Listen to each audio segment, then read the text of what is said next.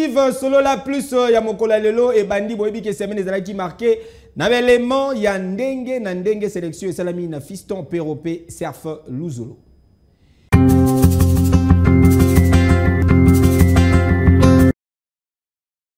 Après réunion, il y a Conseil supérieur, il y a Défense, chef de l'État, son Excellence Félix Antoine Tshisekedi Tshilombo, a président qui week-end et qui réunion monnaie réunion stratégique sur situation sécuritaire na partie est de la République démocratique du Congo, Oyo Azali Kolandela de très près, P. Likambu Oyo Etali, trêve alimentaire Oyo Animaki, ba zone située na est Yamboka, Nasuka Yamasolo, des ministres de la communication et médias, porte-parole du gouvernement, Excellence Patrick Mouyaya, à Talisaki Namukuse, Masolo Nabango Bolanda. Vous savez que le président de la République suit de très près la situation dans l'est de la RDC, la situation sécuritaire spécifiquement. Nous avons été il y a quelques jours en réunion de Conseil supérieur de la Défense et il y a un certain nombre de sujets qui ont été abordés. La question ici, il était question autour du président de la République de faire le point de cette situation. Vous avez entre autres suivi la trêve obtenue, proposée par le gouvernement américain, la trêve humanitaire pour permettre d'avoir une intervention sur terrain en 2 semaines du fait justement des agissements du gouvernement rwandais et de ses supplétifs du M23. Donc il était question de passer en revue toutes ces questions-là, mais aussi le président de la République a délégué a instruit la première ministre et chef du gouvernement de tenir la réunion du Conseil de ministres de ce jour, parce qu'à la suite de la réunion qu'il vient d'avoir avec les membres du gouvernement, il va avoir une réunion avec la task force du haut commandement militaire pour passer aussi en revue d'autres aspects qui seront la suite des discussions que nous avons abordées ces jours. Mais ce qu'il faut retenir,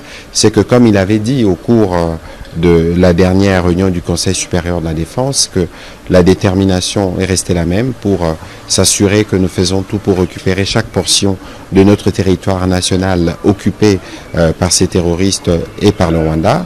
Et il y a déjà beaucoup de pressions qui sont faites sur le Rwanda. Notamment, vous avez suivi le blocage de l'aide humanitaire prévue par l'Union européenne.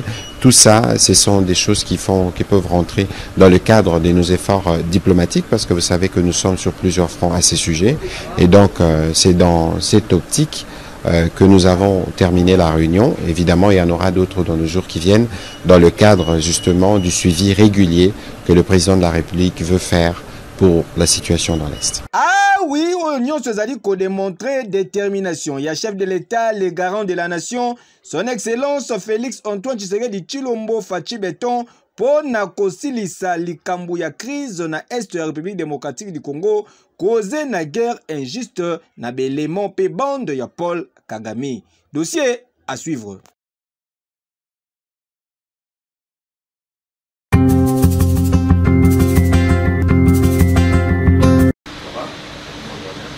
Pour la seconde fois, Lobby Eleki, président de la République, chef de l'État, son Excellence Félix Antoine Tshisekedi Tshilombo, a sangisaki pene na ye task force ya haut commandement militaire, bango nyonso présent état-major ya ba forces armées ya République démocratique du Congo, ba chef ya ba opération militaire oyo bauti na front, vice-premier ministre, ministre en charge ya défense, ministre ya finance, pe ba responsable ya ba service ya sécurité, pe certains conseillers ya président de la République. Objectif ezalaki ya kosala point sur situation militaire pe sécuritaire na partie est la République démocratique du Congo.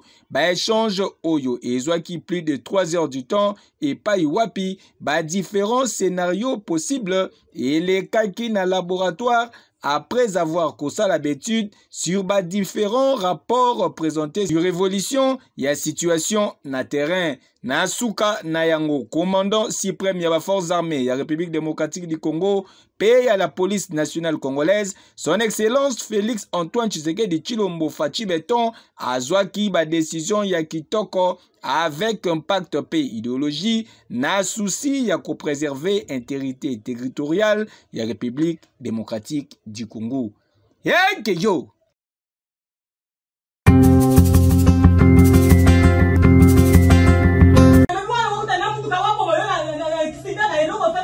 Tambola na mokili omona makambu ndenge kaka tolobaka awa tozali na commune ya Limete Plus précisément na quartier Mombele esika wapi libota moko balala na butuka kaboye bayoki libanda vers 1h du matin bakanisi bampuku zo kande babima boye tata oyo bozali komona na bilili na uniforme ya garde républicaine nde akoti na lupangu ya batu po aluka eloko ya koyiba na soni makasi tangu babwili ye akomi koswanisa bakolo lupangu kokamwa bola na neti kaka bozalaki.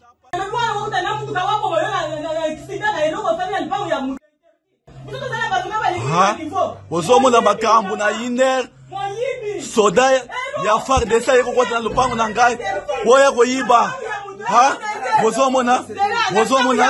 bozomona ye cadre républicain soit dit cadre républicain ayeko kota na lupango ya mutu boya ko bomba bantu awa vraiment eza pasi talamboka na biso mobimba leta tala fachi tala makamboyo awa toza na kati ya limete Mombele tala soit disant un FARDC ayeko kota na lupango na nga na 1h po ya koyiba eza pasi bozomona bino moko CG Kabuye ozomona makamboyo bino nyonso bozomona makambo tala soit disant FARDC na tala criminel oyo ayeko kota na nga na lupango na 1h vraiment eza pasi. Mon lieutenant général Christian Chiwewe Songesha papa Yabana, le général d'armée Yaba FARDC, mon général Lofongola Misuna likambu oyo pour uniforme oyo zali uniforme ba koki kosaka nango boyete.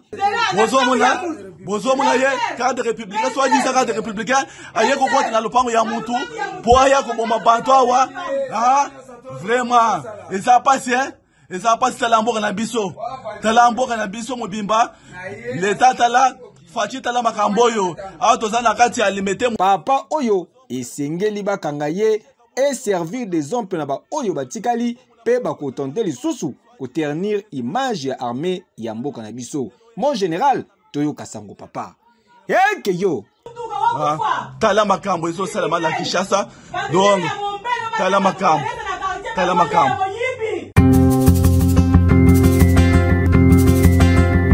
ngana yoki mais moyen kosana autrement ezakité. Au lendemain ya assassinat ya procureur Baudouin Lukoki na ba personne non autrement identifiée oyo bayaki na minduki ba machette ba marteau na mpasa tozali awa na commune ya Ntsele. Ministre d'État, ministre de la Justice pe contentieux international Constant Mutamba akitaki sur place pour na ko se rendre compte na situation oyo boyo kandenge ba betelaki lisolo lokola bozalaki 2 minutes babeti munduki lisusu babeti lisusu alors juste pour nous effrayer fin de compte basalio bakokaki ko sala juste 2 minutes na ko bima na bango mwana ya betelinga portail papa Pierrot lamuka papa zokufa. Nous étions parmi les premières personnes à kokota nanda tokutiye azali susu na makasi tango yoki mungongo nanga apesinga liboko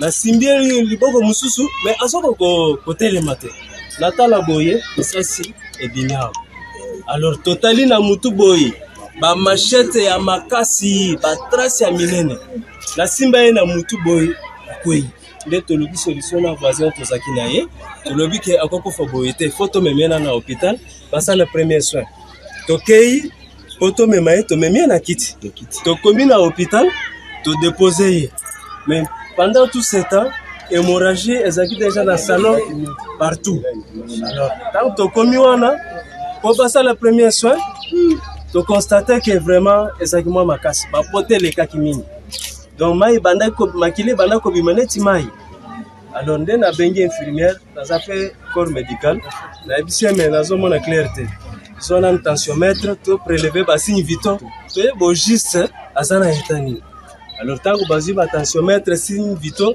to comprendre que etazaki lisusu makambu ya boye ekomi kosala pasi na population insécurité ezongi lisusu makasi na ville province ya Kinshasa surtout côté oyo ya Tchangwe ekomi mode d'opération ya ben civique pe ba criminel oyo bakomi koya babuki mur babuki porte bakoti bayibi bapapi machette soki pe bakoboma babomi soki pe balingi ko violer ba violer ezaka ya liboso te awa baka wana ekomi mwa ebele dernièrement ezaki na mangengenge na bibo tolo bate excellence. Et ça quand même presque méthode bazoya bazo bukandaku bakoti basali bako violer même bazo sala n'importe quoi. Tango basisi opération na bango de balobi photo effacer pe moi si. Alors que moi si pendant 7 ans akimaki akenda ko batama na salle de bain. Alors baluki ye mususu alobité. Donc on to effacer déjà. Va bientôt kende va récupérer $420 on va payer qui mwana. Or maintenant ni magistrat de banda ko yebisa bango. Bozo atambongo, bozo ataboyi, bozo nyonso botika ngai. Bango ba yaki vraiment avec détermination ya ko effacer. Nde moi passion tozana ngona milito yi. To bengi bao to kokaki ko benga téléphone eso sonné des fois bazoya. Donc next ya wa poto koma na basusiat ezama passe na ba erwana. Na passe yangwana soki to ko senge pa nawa. Nous avons déjà la souffrance, tu éviter ceux qui te connaissent les sous-nines. Si nous avons un social, un service moko boye. Ya bato bakoki koyoke na biso. En cas de besoin na butu, to kon lancer alarme, ba yoki biso, ba yepe intervention. En tout cas, bakonzi mboka tangu ya kozwa ba disposition yango yo insécurité ileki. Dossier à suivre. Merci. Bakonzi mboka Excellence Félix Tshisekedi Tshilombo Ayou.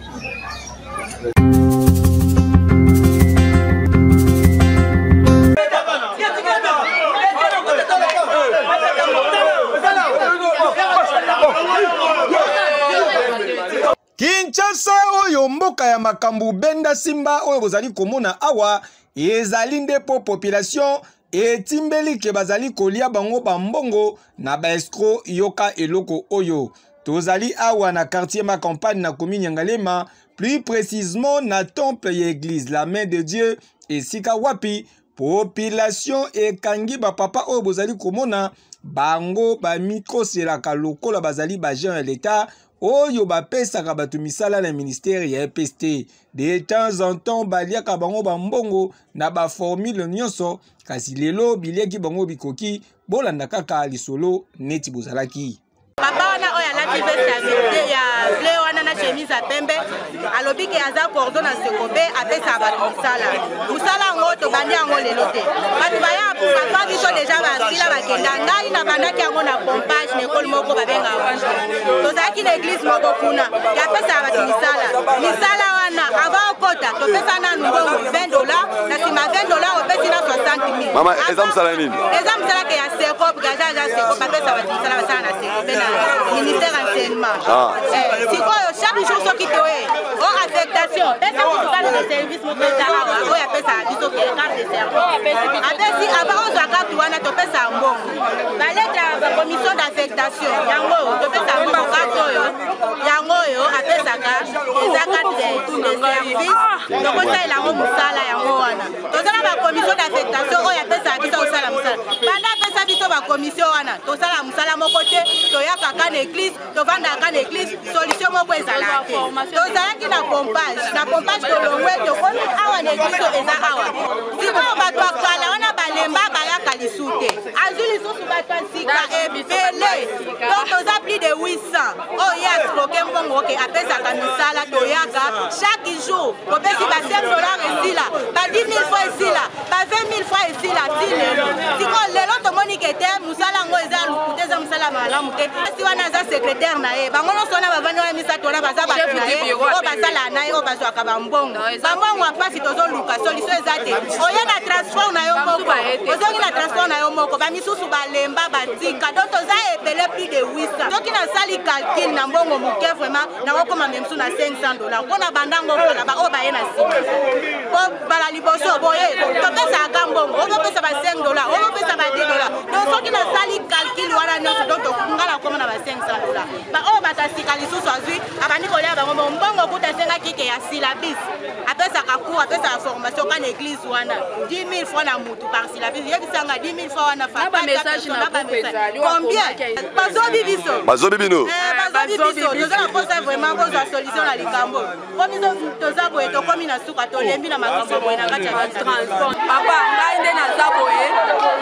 mbongo so na calcule na kokota nanu ya ebandele eza $25 après opesi $5 mpona capture a carte yango EPSP eloko asiraki biso EPSP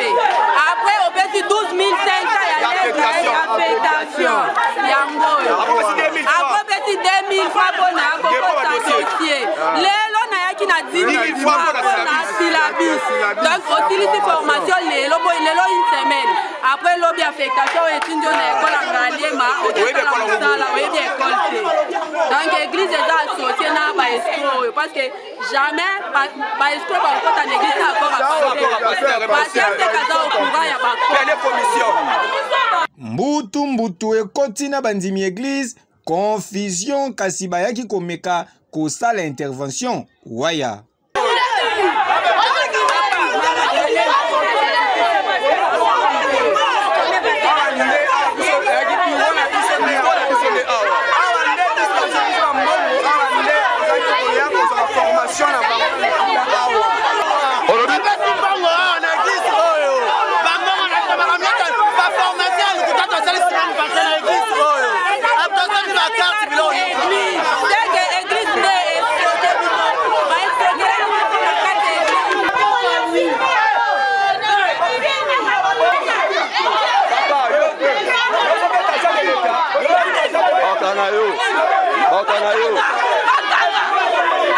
Mama, yo se voy a poner nini? Mama, yo se voy a poner nini? Mama, yo se voy a poner nini?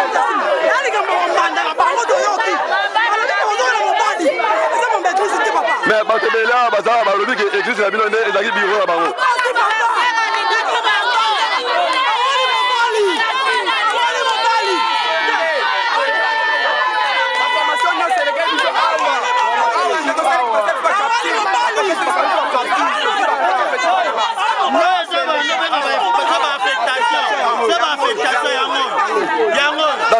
Église escoqué bino.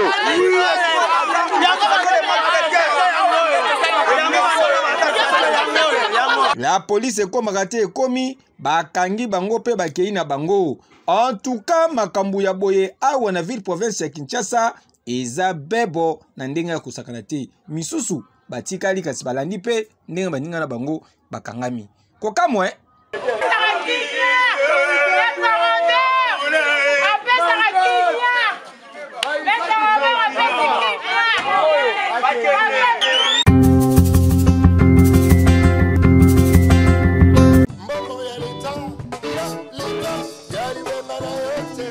après lancement officiel, il y a campagne, il y a lutte contre corruption dans le secteur douanier. Lobby eleki ezalaki nde entré na deuxième phase avec remise. Il y a 3 containers, il y a ba hyperguide, il y a ba douane édition spéciale président de la République, na direction générale des douanes et assises, ba hyperguide oyo eko servir na repère stratégique. L'ensemble, il y a personnel douanier. Ezali ko constitué initiative ya président de la République, son excellence Félix Antoine Tshisekedi Tshilombo Fachi Beton pour la prévention pe lutte contre corruption pe bantivaleur. N'optique oyo ba différents intervenants na cérémonie organisée na enceinte ya palais de la nation balekaki na podium esika wapi barandaki ba vibrant hommage na mokonzi ya mboka son excellence Félix Antoine Tshisekedi Tshilombo Fachi Beton pour la vision pe leadership naye en faveur ya lutte contre bantivaleur, envie ya promotion ya ba valeurs républicaines, citoyennes, éthiques pe morale. Na allocution des circonstances naye, directeur de cabinet, ya chef de l'État a souligné ki importance ya ba hyperguide oyo ezali boussole po na ba jonyon so ya douane, invité ya ko s'abstenir po na ko pousser ba acte contraire na ba valeurs éthiques qu'au privilégier transparence. Cette campagne, aujourd'hui que je lance au nom du président de la République, chef de l'État et commandant suprême, est un appel au changement de mentalité. Une invitation à l'armement moral du douanier afin de l'encourager à être davantage un agent du changement dans son secteur et de mobilisation accrue de recettes publiques pour le bien commun. Il est possible que nous changeons l'histoire de notre pays, que l'on puisse dire dans notre pays, nous avons aujourd'hui des structures qui luttent contre ces antivaleurs. Il faut que cette question des luttes contre les antivaleurs soit dans la bouche de chacun de nous afin que le narratif puisse changer. Après discours des circonstances, directeur, il y a cabinet, il y a chef de l'État, à cela qui remise officielle, il y a hyperguide, na directeur général, il y a DGDA. Monsieur le directeur général, nous vous remettons cet hyperguide, comme je l'ai dit tout à l'heure. Je pense que vous avez une lourde charge. À partir d'aujourd'hui, vous ne pouvez plus prétendre ne pas savoir qu'il y a des règles d'éthique. Mais aussi les agents de douane, à partir de maintenant, on va leur dire, vous n'allez plus dire que vous ne saviez pas. Na kombo ya entreprise na ye DG ya DGDA azwaki engagement ya kocha nyonso en œuvre pour la sensibilisation et vulgarisation ya manuel oyo afin que chaque agent ya douane aye bayango na mutu na ye pour na kopesa na République démocratique du Congo ba moyen et action na ye boyinde zalaka. Yeke yo.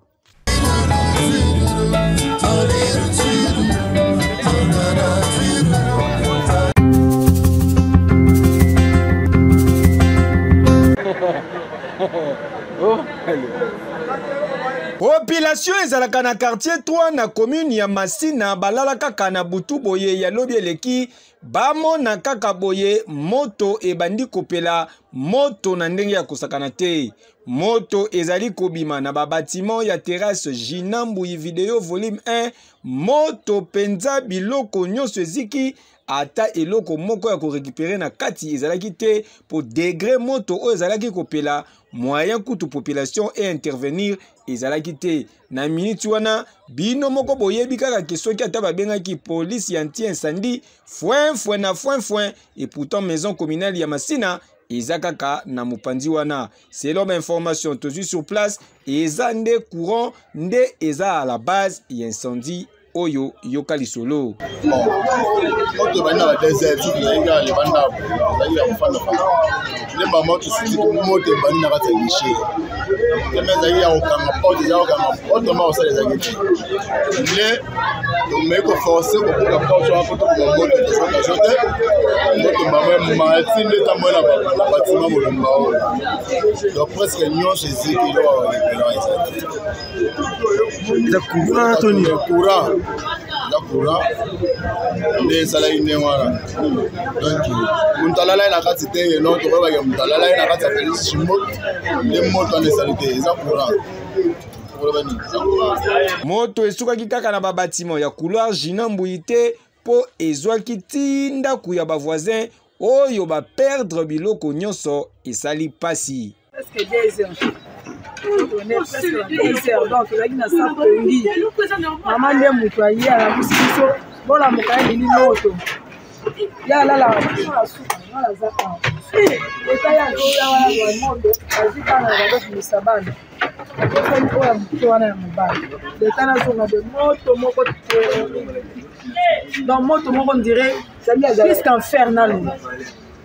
Abundani ka ko Moussabane, mais donc il y a pour récupérer ça que millions sur ça faire millions même nous tout ça millions même bilamba quand les aux abondés que bilamba ça courant des années là c'est qui na ça pour éviter banda ki ndenge ni so là et comme on a kaka moto juste de provenance nango allez bilete on a la nalaki bato ba mona ki nde banda ki nde ba mona ki kureza ti makasi bezali. Na nyonso oyo tosenga kaka na population ezala vigilant po esengelaka ko débrancher ba appareil électroménager nyonso avant kolala po confiance na courant ya SNEL na ba câble na ye o échangeaka ba phase pamba pamba retour ya boye eza impossible te mona loin. Yeke yo.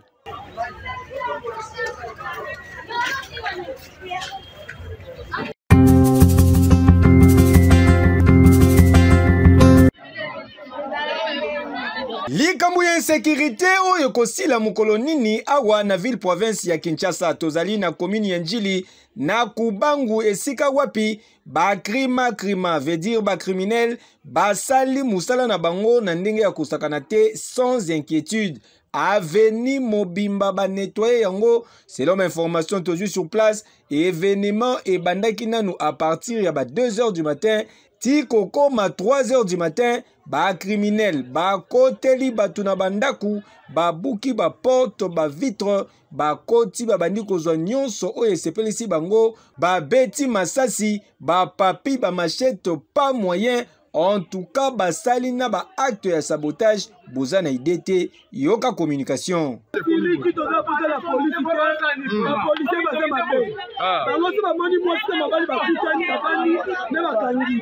ce qui est un problème en criminel va côté l'histoire depuis 2 heures, qui va loin à 3 heures, basali événement ba buki biso ba porte na si bo moni wana ba buki ba vitre ba nini nyonso ba su ya mbongo ba téléphone ba kashi ba machette ba beti ba bandi ba massage ozoloka zéro contre la police ba TV ba zu ba mbongo ba zu biloko ba buki ba sali sabotage ba ventilateur ba buki ba jongo te ba buki mais ba téléphone nyonso ta mongo ta tena tena papa na alias ba longoli na loboko ba zu ba kina ba minduki obendenge ni ba dina minduku tiens mais ba beti ba bandi na likolo la police polete na 2h30 na monika mouvement ya cassure la porte ba forcer toyaki na fils na ngai ba forcer crochet ne longwe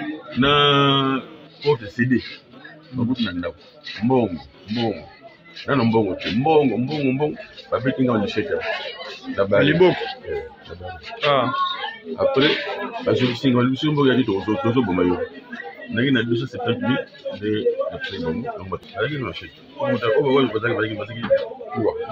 population na tongo wana bakendo koluka ba policier na souciet boye bakuti souciet vide ata policier moko azate et pourtant souciet wana ezaka ka 0 mètre na bisika ba événement oyo isalami bongo bino bosignale la police tiere événement salama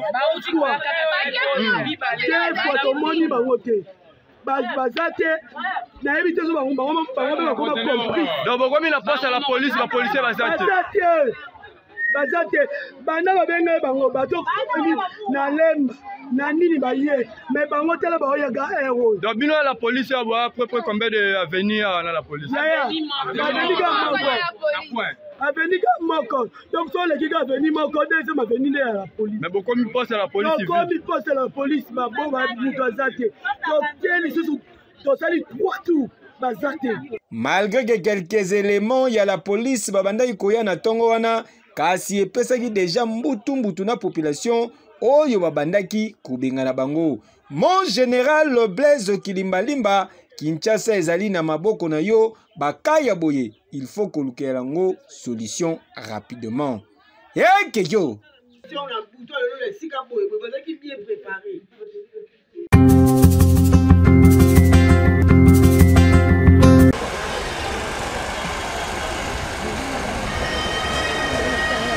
coup de chapeau na belemo ya la police nationale congolaise oyo bakangi un bon nombre ya ben civique na butu ya lelo ben civique oyo bazali ko terroriser ba paisible population tozali awa na commune ya Bandalungwa ndenge kaka bozali komona bango boye bango nyonso bazali ko faire partie na bande mon côté bazali na bekiri ya ndenge na ndenge donc bazali pe lisusu na bakuluna ya balabala pe bakuluna ya ndaku yoka communication baza différent bato mutu na mutaza na problème na ye baza kaka bato oyo bazo compliquer société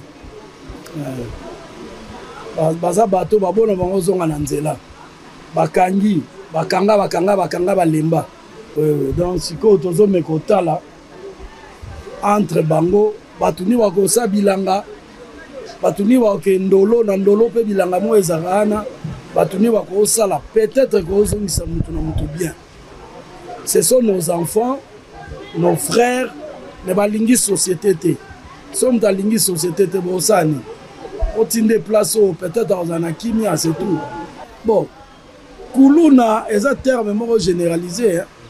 Donc mutu azo sa déjà mabe. Azana kati ya banditisme. Ba anexa bango nyonso na compte ya kuluna. Kuluna ezaka ate fo kata mutu lichette non. Vol avec violence eza kuluna pozaka na kati.